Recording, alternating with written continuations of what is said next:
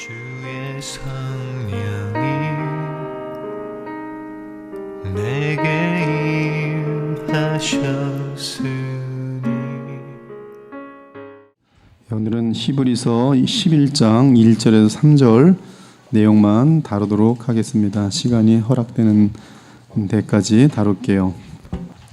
이 히브리서 11장은 믿음이 무엇인지 정확하게 알려줍니다. 정확하게 알려준다는 사실에 대해서 우리는 이 히브리 11장이 의미가 크죠. 믿음이라는 것은 성경 전체의 주제이기 때문에 방대한데도 그럼에도 히브리서 11장은 믿음에 대해서 아주 핵심 정리를 잘 해놓은 그러한 부분입니다. 히브리서 기자는 구약의 인물들을 통해 믿음에 대해 11장에서 설명합니다. 이는 구약의 인물들이 지금 우리와 다를 바 없는 똑같은 믿음을 지니고 구원받았음을 말하는 것입니다. 따라서 믿음이라는 것은 영원한 하나님과 사람의 인격적인 관계이지 시대에 따라 달라지는 것이 아닙니다. 믿음의 이 본질은 아브라함이나 우리나 동일한 것이에요. 시대에 따라 달라지지 않습니다. 즉 구약의 믿음이 따로 있고 신약의 믿음이 따로 있는 것이 아닙니다. 히브리서는 구약 및 신약의 모든 주의 백성의 믿음이 다름 아닌 주 예수 그리스도에 대한 믿음인 것을 주장하고 있습니다. 이 히브리서 기자는 이 서신을 쓴 목적이 복음을 버리고 유대교의 율법주의로 돌아가려는 어떤 그리스도인 부류를 향해서 그들이 새 언약을 버리지 않도록 경고하며 붙들어 주기 위해서 히브리서를 썼습니다. 그러면서 구약의 백성들 역시 다름 아닌 그리스도 안에서 맺어질 새 언약을 믿어 구원받았음을 증거합니다. 1장부터 10장에 있는 이유는 무엇입니까? 그것은 새 언약을 나타내기 위해서 지금까지 이 엄청난 기간을 여러분들이 공부해 왔어요. 작년 3월부터 아마 했을 테니까 1년? 몇 개월이요? 하여튼 1년 넘죠. 지금 히브리서를 하고 있는데 1년 동안 1년 10개월 동안 1년 10개월은 안 되고 1년 몇 개월 1년 한 4, 5개월 동안 뭐만 한 거예요? 아니 히브리서인데 1년 몇 개월 동안 1장에서 10장까지 한 거죠. 1장에서 10장까지 했는데 1장에서 10장까지 얘기한 것이 뭐냐 이거죠. 그것은 구약의 모든 것들은 새 언약이 실체라는 것을 나타내고 있다는 것이죠.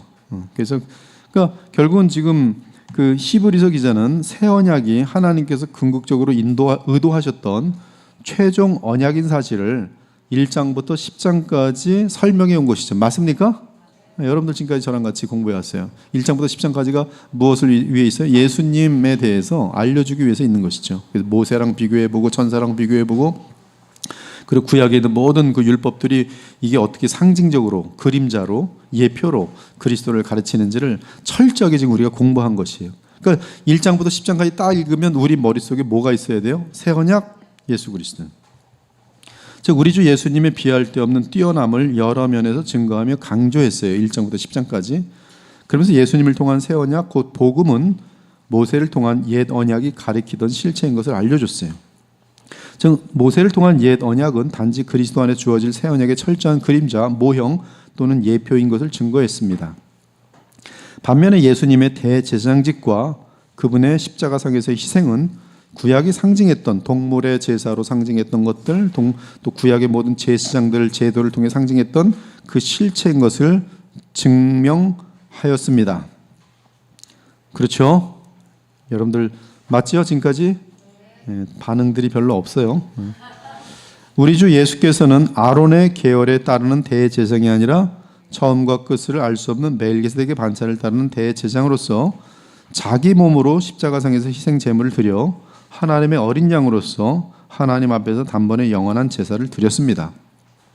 물론 부활 후에는 주께서 이미 드리신 구속적인 제사에 근거하여 우리에게 성령을 보내심으로 한없는 은혜를 주의 백성들에게 부으십니다.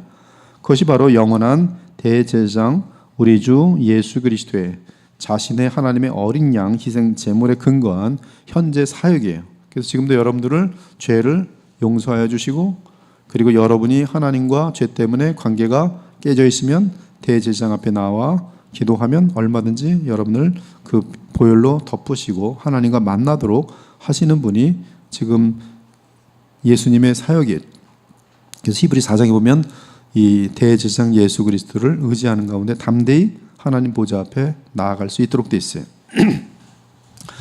이처럼 히브리서 기자는 새 언약에 그의 모든 관심이 집중되어 있습니다.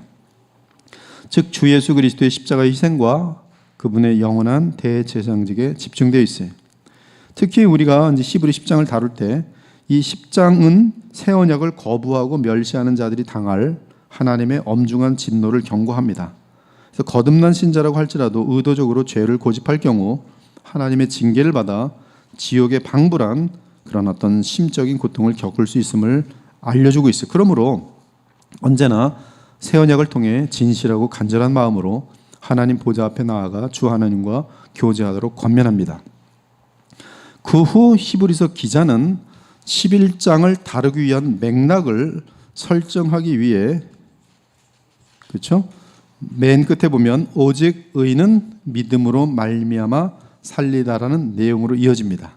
그리고 그것을 마지막으로 다루고 히브리서 11장으로 넘어오는 것이, 그러니까 히브리 10장까지 모든 내용은 그러므로 오직 의인은 믿음으로 말미암아 살리라 결론을 딱 냈어요. 누구에 대한 믿음? 예수 그리스도에 대한 새 언약 믿음. 그걸로 정리를 끝나고 그 다음 11장에서 뭐가 나와요? 오직 믿음으로 사는 그 믿음이 무엇인지를 다시 알려주는 거예요. 충분히 이해하죠? 네. 그러니까 11장은 구약의 그 어떤 사람도 믿음이 없이는 구원받을 수 없음을 알려줍니다. 행함, 곧 주의 말씀에 대한 순종은 믿음의 열매예요. 행함은 의롭다함을 얻는 믿음의 열매입니다. 구약에 구원받은 백성들은 앞으로 있을 예수 그리스도의 대속적인 희생에 대한 믿음을 통해 은혜를 입습니다. 하나님이 준 믿음이기 때문에 참 믿음이에요. 그래서 아브라함도 보면은 그 84세에 이미 이제 75세 이전에 하나님의 인도함을 받아서 갈대 우르에서 나오고, 그리고 이제 그 하란에서 다시 이제 그 데라랑 함께 있다가 데라가 죽음에 하란에서 나올 때가 75세예요. 그리고 나서 가나안 땅으로 들어가는데, 가나안 땅에 들어와서 이스마엘이 나기 전에 지금 하나님의 그 약속을 받을 때 믿음으로 그것을 의롭다 칭함합니다. 근데 그 야고보서에 보면 그가 의롭다 칭한 그 타이밍을 어디로 보고 있냐면, 그 믿음은 결국 어디까지 가냐면 이 아들 이삭을 번제로 바치는 데까지 가요. 이때는 135세 또는 137세쯤 돼요. 왜냐하면 사라가 127세 죽고 이삭이 태어난 때가 하라가 90세 때 태어나거든요.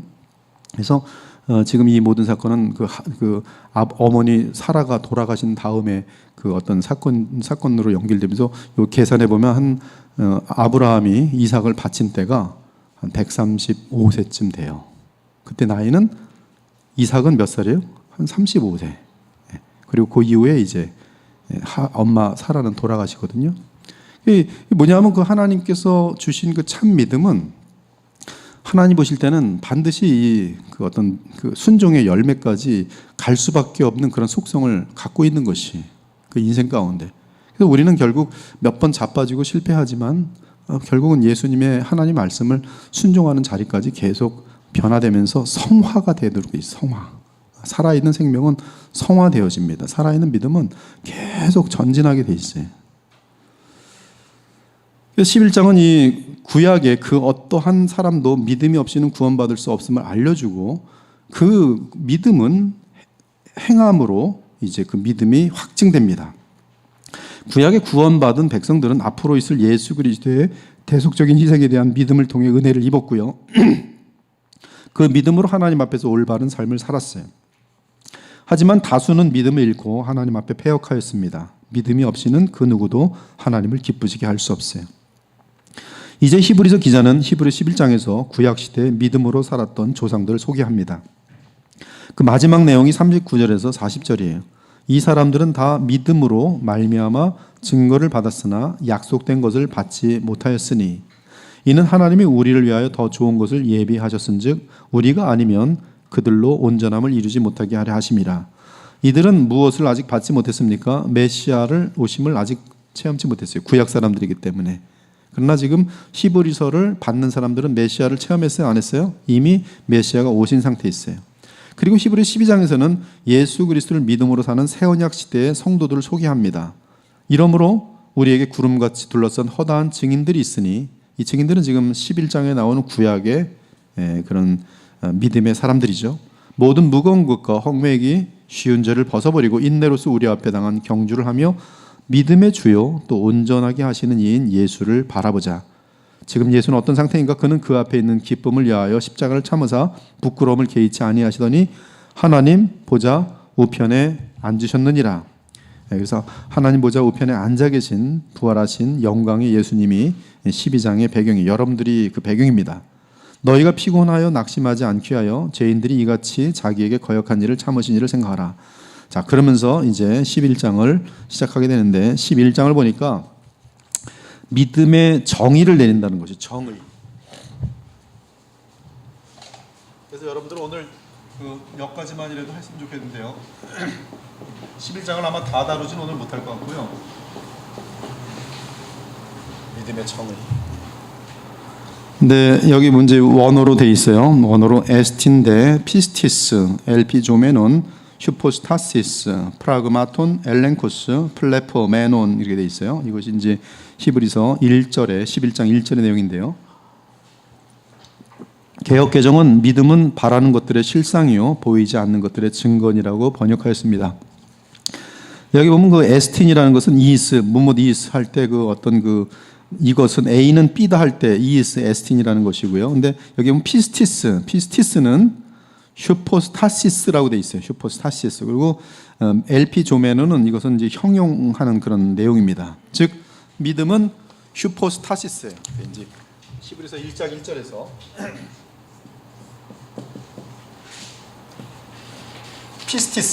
피스티스는 뭐 원어로 쓸 필요 없죠. 믿음은 이꼬르가 돼 있어요. 에스틴, 이꼬르라는 뜻이에요. 믿음은 슈포스타시스래요. 슈포스타시스.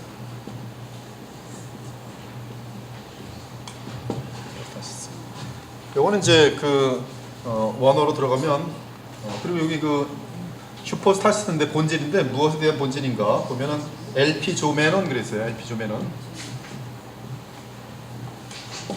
믿음의 정의이기 때문에 지금 대단히 중요한 걸 지금 다루고 있는 것이죠. 그래서 그 믿음은 일단은 슈퍼스타시스예요. 이게 되게 중요해요. 일단 1번 슈퍼스타시스다. 근데 이걸 이제 원어 사전 프라이버그를 보니까 실체, 객관적인 것을 얘기하는 거예요. 어떤 역사 속의 실제 사건들이에요. 십자가 사건은 실체예요. 바꿔지지 않는 것입니다. 하나님의 그분의 어떤 존재 자체가 또 실체예요. 영원한 것들 같은 것들을 다 실체라 그래요. 실제 발생했던 사건들 그것도 실체고 영원한 것들은 다 실체예요. 그래서 영원한 실체는 하나님, 정삼위 하나님밖에 없죠. 이 본질, 이 번역은 이제 실체, 본질, 확신, 여러 가지 토대, 뭐 다 동일한 개념이죠. 토대, 뭐 확신, 뭐. 믿음은 슈포스타시스다. 엘피 제논하는 슈포스타시스다. 이것이 이제 첫 번째 그런 믿음에 대한 그 정의. 믿음은 어떤 사람의 모든 것이 서 있는 즉 실체입니다. 토대. 제가 지금 여기 섰어요. 제가 왜 섰냐 하면 지금 이것이 무너지지 않을 거라고 믿기 때문에 쓴 것이죠. 실체, 토대에 지금 서 있어요. 믿음은 슈퍼스타시스다. 즉 나란 존재의 모든 것이 거기 달려있다. 뭐 그런 뜻이겠어요. 그러니까 믿음은 굉장히 중요한 겁니다. 결혼할 때 무엇 때문에 결혼하냐면 사랑 때문에 결혼하는데 그 사랑은 믿음에 근거한 사랑입니다. 믿을 수 없는 사람하고 뭐 사랑한다고 감정 느낀다고 결혼하면 망해요. 바람둥이 만나기 딱 좋습니다. 제비 만나가지고 감정적으로 뜨거워져서 결혼해봤자 믿지도 않고 돈도 서로 안 나눠주고 뭐 그건 결혼 생활이 아닙니다. 결혼 생활의 핵심은 믿음이에요. 행복의 핵심은 믿음입니다. 나의 모든 것을 그에게 던지는 것이 믿음이에요. 그래서 우리나라 말로 슈퍼스타시스를 번역한다면 제 경우는 확신이라고 번역할 수 있어요. 조금도 의심할 수 없는 건 확신. 십자가 사건 확신해요. 저는 조금도 의심하지 않습니다. 하나님의 천지창조 확신해요. 이것이 지금 슈퍼스타시스죠. 근데 엘피조메논이 엘피조메논 하는 그 슈퍼스타시스에 있다는 사실이에요. 즉 엘피조메논은 바라는 것들이라고 그랬는데요. 개역개정은 바라는 것들이었는데 이것은 피동태 현재 동사 분사로서 소망되어지는 이란 뜻이에요.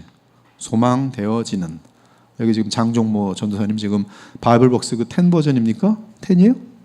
9 가지고 지금 바로 보기 때문에 지금 제가 하는 말을 그대로 지금 원어로 지금 확인을 하고 있어요. 맞죠? 네. LP 조메논 이것은 뭐냐면 소망되어지는. 따라서 이 동사는 믿음의 주체의 입장에서는 어떤 소망되어지는 것이 있기 때문에 바라는 것이지만 그 단어 자체를 볼 때는 피동태이기 때문에 어떤 인격체가 약속한 것이, 즉 소망되어지도록 약속한 것이. 다시 설명하면 어떤 사람이 어떤 아이에게 내가 밥을 사줄게 라고 하면 그 아이는 말한 사람이 엄마일 경우, 근데 엄마가 100% 약속을 지켰어요. 내가 오늘로 밥 줄게. 그럼 뭐예요? 밥을 먹은 거하고 동일한 효력이 있는 거예요. 그러면 확신하고 바라는 것이죠. 밥 언제 주지?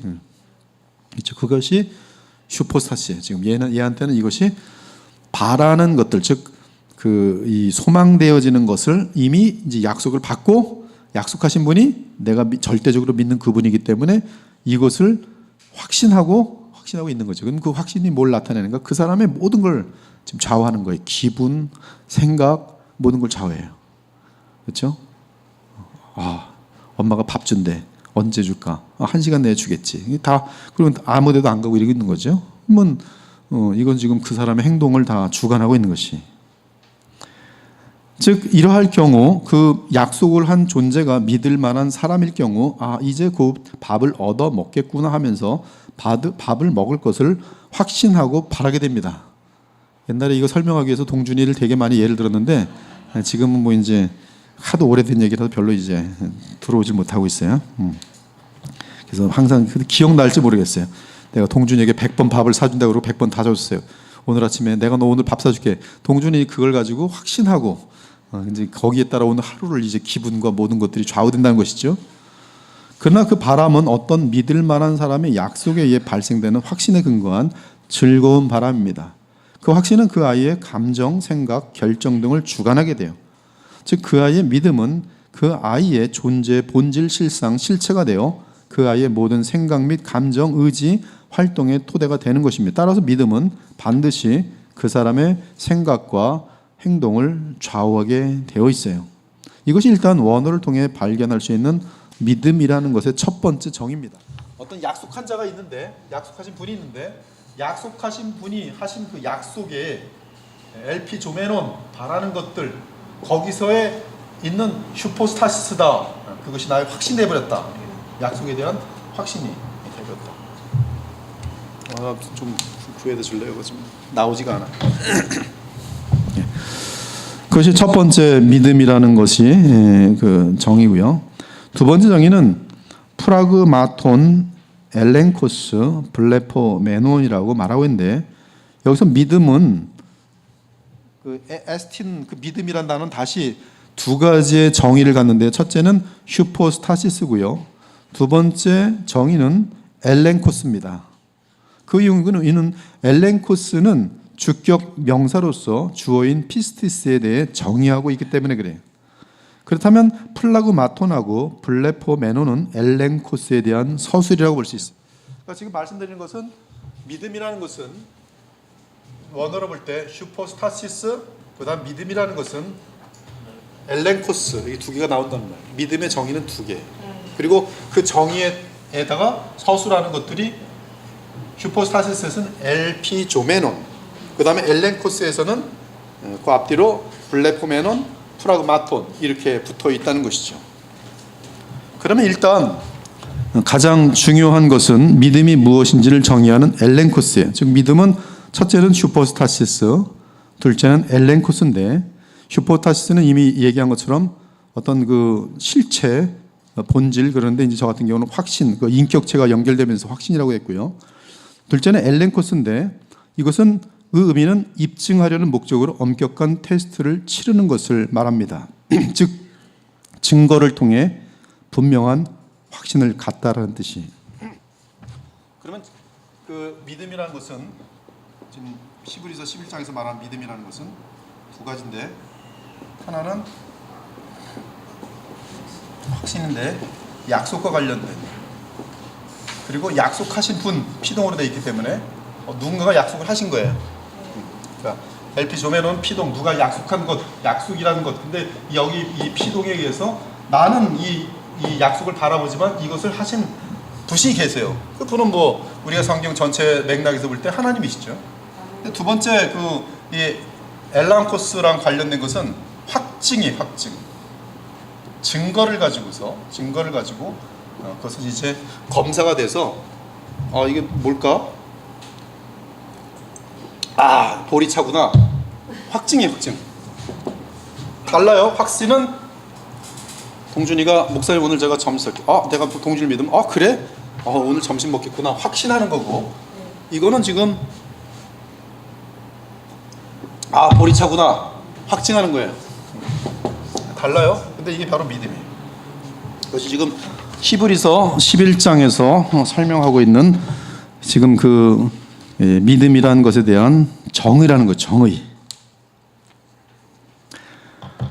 근데 프라그마라는 단어는 이제 소유격인데 어떤 행동 및 사건이 진행된 후에 남은 결과, 이 결과를 보니까 그 증거에 의해서 이렇구나 확증하는 거예요. 반드시 되어야 하는 어떤 과제 일, 인간의 행동과 관련된 것 사건 일. 또 블레포메노는 우가 붙어 있기 때문에 눈으로 볼 수 없는, 영적으로 알 수 없는, 이해할 수 없는 이란 뜻이에요. 블레포메논. 그러므로 믿음에 대한 두 번째 정의는 눈으로 볼 수 없는 어떤 것들에 대한 증거로 인한, 증거가 있기 때문에 눈으로 보이진 않지만 증거 때문에 확증하는 것, 또는 이해할 수 없고 알 수도 없는 영적인 어떤 것들에 대해서 증거들이 있기 때문에 확증하는 것, 즉 눈으로 볼 수 없는 것들에 대해 눈에 보이는 증거를 통한 확증이 믿음에 대한 두 번째 정의입니다. 이 눈으로 볼 수 없는 것들은 일단 성경에서 영적인 세계가 있어요. 영적인 세계는 천사의 세계가 있고 악령의 세계가 있습니다. 그래서 안 보이기 때문에 안 믿는 사람 많아요. 마귀 안 믿는 사람 되게 많습니다. 과학자들 마귀 안 믿습니다. 천사들도 안 믿어요. 안 보이기 때문에.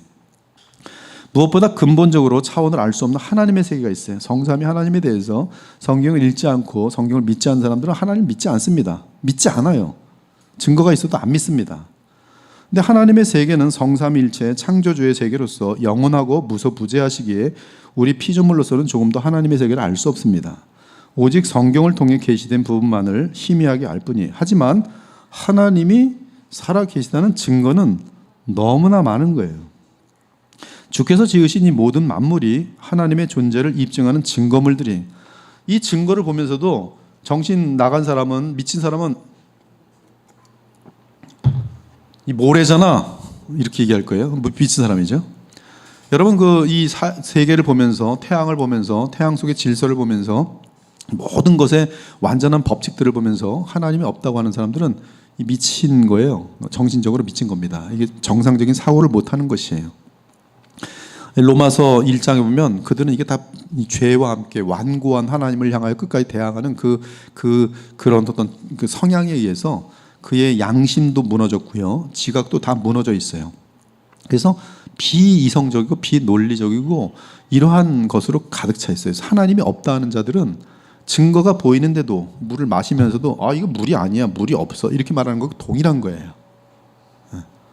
근데 성경은 지금 하여튼 그들은 그들의 문제고 하나님을 믿는 거기에는 뭐가 있어요? 증거가 있다는 거예요. 증거. 피할 수 없다는 거예요. 주께서 지으신 이 모든 만물이 하나님의 존재를 입증하는 증거물들인데, 이 우주 만물에는 아름다운 예술이 있고 조화가 있고 질서가 있고 규칙이 있습니다. 그 어떤 것도 우연일 수가 없어요. 그러므로 온 우주의 만물은 보이지 않는 하나님을 입증하는 증거물들이에요. 창세로부터 그의 보이지 아니하는 것들 곧 그의 영원하신 능력과 신성이 그가 만드신 만물에 분명히 보여 알려졌나니 그러므로 그들이 핑계하지 못할지니라. 그러므로 믿음을 정의하면 만물의 증거물에 의해 입증된 하나님을 확증하는 것이고, 또한 그 하나님께서 하신 약속을, 그분의 신실하심을 경험해 본 사람이라면, 이 확신이라는 것은 뭐가 필요하냐면 경험이 필요해요. 경험해 봐야 돼요. 이거는 그냥 증거에 의한 것이고요, 인식에 의한 것이고, 경험에 의한 것은 약속과 관련돼 있어요. 그래서 아브라함 같은 경우도 하나님의 약속에 대해서 믿는 데까지도 이미 인도함을 여러 번 받고 경험을 해요. 그래서 뭐 애굽에 내려갔다가도 하나님이 살려내시는 경험도 하고 막 이런 과정을 막 지나가고 나서 그러면서 그리고 이제 15장에 보면 약속을 딱 하실 때 그때 보면 하나님이 이를 믿으니 하나님께서 그 믿음을 의로 여기셨다. 그리고 그 의는 나중에 참된 그의 믿음이 얼마나 진실한 참된 것인지 물론 중간에 계속적인 갈등이 계속 있지만 그럼에도 불구하고 이삭을 바침으로 말미암아 그의 원래 가졌던 믿음이 하나님으로부터 온 참된 믿음이었다는 사실이 아브라함 인생 전체를 통해서 나타난다는 것이. 그것은 그래서 이제 이 경험이 체험이 필요해요. 여러분들도 지금 믿음이 하나님 말씀을 이제 이 믿음은 들음에서 나고 들음은 그리스도의 말씀에서 나는데 그리스도의 말씀에서 난다는 것이 후레이마 이 성령의 역사를 통해서 나의 삶 가운데 순종해 보면 정말 그렇게 되는 거예요. 믿음이 없는 사람들은 왜 믿음이 없는지 아십니까? 순종을 안 해봐서 그래요. 순종을 안 해봐서. 그러니까 계속 순종을 안 해보기 때문에 머리로는 뭐 믿는 것처럼 이렇게 인식되지만은 그 실적으로는 중대한 일이 생기면 안 하는 거예요. 순종을 또 안 하는 거예요. 근데 작은 일부터 순종을 해보면 하나님 정말 살아계시네. 하나님 또 살아계시네. 이러면서 어느 날 딱 이거 해. 그렇지. 하나님 살아계시니까 이건 지금 내 생각은 이 여자가 맞는 것 같지만 이 여자는 불신자인데 이 사람은 결혼하면 안 돼. 이게 어디서 오는 거예요 지금? 하나님을 경험해 보면서 자신의 삶에 가장 중대한 결정을 내릴 때 믿음으로. 그렇죠? 하나님이 하지 말라 그랬으니까. 어떤 하나님? 지금까지 내가 경험해 본 하나님. 믿을만 한 하나님. 거기서의 확신이에요. 그것이 믿음이에요.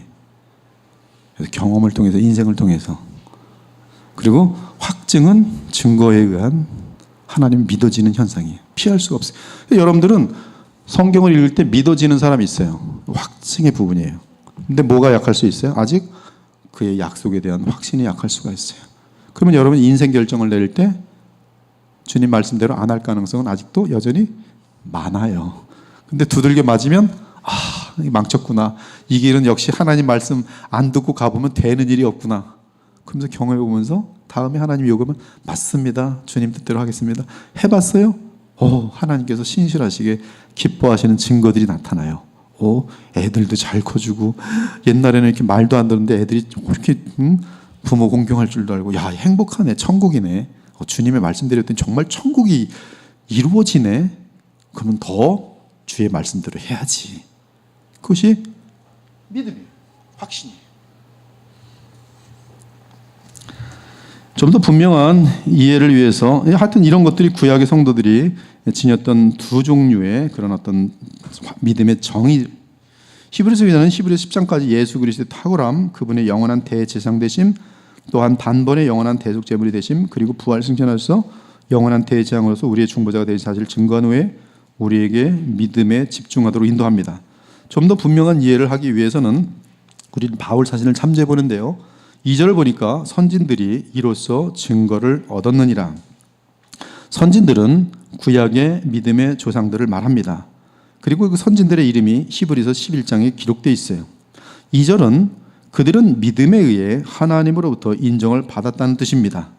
그들은 믿음으로 의롭다함을 얻어 구원을 얻었어요. 그들은 믿음 때문에 하나님 보좌 앞에 나아가는데 아무런 차질이 없었다는 뜻입니다. 그러면 우리는 먼저 히브리서 11장의 믿음을 이해하기 위해 믿음의 가장 중요한 선진인 아브라함에 대해 살펴볼 필요가 있어요. 아브라함은 의롭다 함을 얻은 대표적인 인물이에요. 창세기 15장 제가 이미 말씀드린 것처럼 그렇죠? 그가 이끌고 밖으로 나가 이르시되 하늘을 우러러 무뼈를 셀 수 있나 보라. 또 그에게 이르시되 네 자손이 이와 같으리라. 아브라함이 아닙니다. 아브람이에요. 여러분 아브람과 아브라함의 차이가 뭔지 아십니까? 얘기가 곁으로 빠지지만 아브람과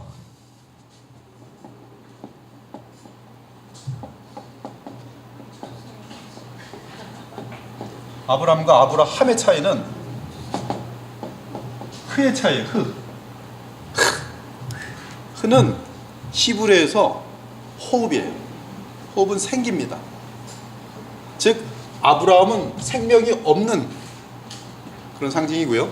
아브라함은 드디어 하나님의 인도하신 믿음과 함께 그에게 지금 움직이는 단계, 믿음의 사람이에요. 즉 새 생명에 의한 역사예요. 이 마음이 할례받은 상태. 원래 하나님의 어떤 섭리에 의해서, 어떤 주권에 의해서 이미 그는 택함을 받은 자지만, 그러나 때가 참에 아브라함은 아브라함이 돼요. 아브라함, 약속과 함께, 약속을 믿음에 아브라함이 되는 거예요. 열국의 아버지가 됩니다. 뭐 사레, 사라, 다 흐자가 들어가는 건 생명이에요. 헬라어도 마찬가지예요. 레이마. 뭐 흐자가 뭐예요? 호흡이에요. 그래서 여러분들 일하는 사람들 아마 이러면서 얘기해. 다 흐자 들어있어요. 그게 독일에도 그렇고 우리 못 쫓아하는 건데 그게 다 호흡이에요. 생명 관련된 굉장히 중요한 의미예요.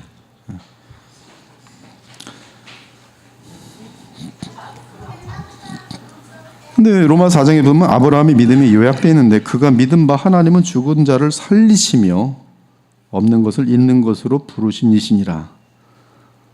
그리고 22절, 그러므로 그것이 그에게 의로 여겨졌느니라. 그에게 의로 여겨졌다 기록된 것은 아브라함만 위한 것이 아니요 의로 여기심을 받을 우리도 위함이니 곧 예수 우리 주를 죽은 자 가운데 살리신 이를 믿는 자니라. 그래서 아브라함은 예수 그리스도를 믿었어요. 근데 그 믿음을 갖게 된 것이 바로 하나님의 약속. 그래서 이게 되게 재밌습니다. 아브라함의 믿음의 여정. 이제 뭐 룻기가 끝나면 어쩌면 그 아브라함의 믿음의 여정에 대해서 성경적으로 신약과 함께 고찰해 볼 시간이 좀 필요할 수도 있어요. 그러면 우리의 믿음의 여정이 어쩌면 그렇게 동일한지 몰라요. 처음에는 좀 사업 좀 잘 되려고, 좀 건강해지려고 이제 하나님을 쫓아오기 시작했다가 보니까 점점 예수 그리스도를 향한 쪽으로 가요. 그리고 거룩으로 이어져요.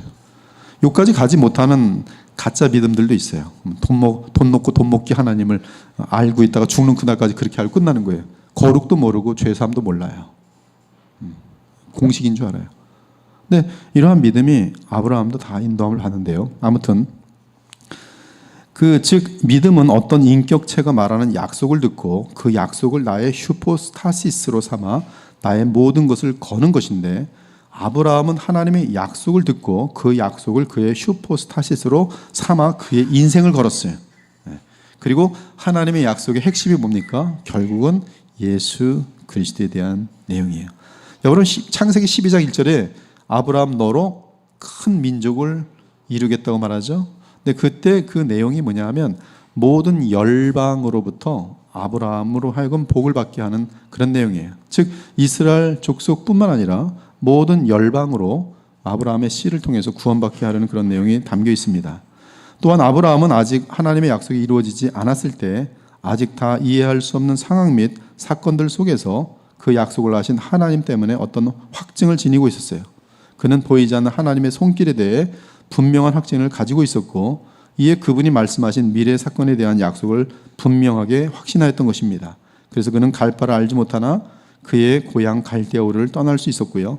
간략하게 요약하면 어떤 상황에서든 약속하신 하나님의 존재와 그분의 성품을 인격적으로 믿고 그분의 약속에 나의 모든 것을 걸고 생각하고 느끼고 결정하고 행하는 것이 믿음인 것이, 구약에서 하나님의 모든 약속은 결국 먼 장래에 하나님의 아들이 그리스도가 되어 오셔서 우리에게 죄사함과 영생과 하나님의 나라를 주시는 것으로 요약됩니다. 엄청난 내용이에요. 부활 다 하나님의 약속 속에 들어있어요. 근데 그 약속을 믿었어요. 누가? 아브라함이. 우리도 마찬가지. 따라서 사실 아브라함은 복음을 믿은 것이며 이미 구약의 선진으로서 예수 그리스도께서 오실 때를 바라보며 기뻐했던 것이에요. 사도 바울이 말합니다. 6절, 아브라함이 누구를 믿음에? 하나님을 믿음에, 그렇죠? 하나님을 믿음에 그것을 그에게 의로 정하셨다 함과 같으니라. 그런즉 믿음으로 말미암은 자들은 아브라함의 자손인 줄 알지어다. 8절, 그런데 봅시다. 또 하나님이 이방을 믿음으로 말미암아 의로 정하실 것을 성경이 미리 알고, 이것도 창세기 12장 또 15장에 다 약속된 내용입니다. 아브라함에게 주셨던 약속은 언제나 열방이 들어있어요. 그리고 이 갈라디아에서 바울은 8절에서 받는 것이 하나님이 이방을 의로 정하실 것, 즉 아브라함이 가졌던 그 동일한 믿음으로 말미암아 의로 정하실 것을 성경이 미리 알고 먼저 아브라함에게 무엇을 전하되? 저 여러분 크게 얘기해. 아브라함에게 무엇을 전하되? 복음을 전하되, 복음을 전하되 모든 이방인이 너로 말미암아 복을 받으리라 하였느니라. 9절 그러므로 믿음으로 말미암은 자는 믿음이 있는 아브라함과 함께 복을 받느니라. 이 무슨 복입니까? 하나님과의 교통의 복이에요. 영생의 복이에요. 우리 주 예수께서 이 땅에 계실 때 친히 말씀하셨어요. 56절 너희 조상 아브라함은 나의 때가 누구예요? 그리스도 예수님이 오실 그때 예수님이 나타나심 나의 때 볼 것을 즐거워하다가 보고 기뻐하였느니라. 아브라함이 뭘 믿었어요? 메시아의 오심과 그분이 나를 위해 십자가에 죽으실 것과 또 대속할 것과 부활 이런 모든 것들을 믿었어요. 그러므로 이삭을 바칠 수가 있었던 것이에요. 그래서 히브리서 11장은 그가 이삭을 바치면 곧 주께서 다시 일으키실 줄 믿었다고 되어 있어요. 유대인들이 이르되 내가 아직 50세도 못 되었는데 아브라함을 보았느냐? 예수께서 이르시되 진실로 진실로 너에게 이르노니 아브라함이 나기 전부터 내가 있느니라 하시니 그들이 돌을 들어 치려하거늘 예수께서 숨어 성전에서 나가시더라. 그러면 믿음의 발생 요인은 무엇인가? 이 믿음의 발생 요인은 인간의 힘으로는 불가능합니다. 오직 하나님의 말씀과 그 말씀을 들음에 성령께서 역사하실 때 그때 우리의 마음에 믿음이 생겨나요. 그래서 우리가 어떤 한 사람에게 믿음을 발생시키게 하기 위해서는 무엇을 해야 돼요? 그 사람이 뭘 들을 수 있도록 복음을 들을 수 있도록 어떤 현장에 갖다 놓고 누가 역사하시기를 성령께서 역사하기를 기도해야 돼요. 그러므로 믿음은 들음에서 나며 들음은 그리스도의 프레이마 여기 보면 프레이마의 말씀 그리스도께서 성령으로 역사하시는 복음을 듣게 될 때 믿음은 계속적으로 하나님의 말씀과 그분의 성품에 대한 체험을 통해 성령에 의해 우리 안에 만들어지는 절대적인 슈포스타시스며 또한 동시에 엘랑코시 즉 믿음은 내 모든 것을 걸게 되는 슈포스타시스고 실체 또는 실상 또는 확신이며 동시에 엘랑코스 즉 과거 하나님의 역사 및 실제 사건들을 통해 나타난 증거들로 인하여 지금 당장은 보이지 않는 또는 이해할 수 없는 존재 및 세계에 대한 분명한 확증을 갖는 것이 믿음이 그러므로 믿음이란 보이지 않고 또한 영적으로 알 수 없는 하나님의 존재와 성품을 하나님의 창조물 및 하나님의 과거에 행하심 하나님의 역사 속의 계시 등을 증거로 삼아 확증하는 것이요 또한 이러한 확증 가운데 장래일에 대한 주의 약속에 대해 분명한 확신을 취하는 것이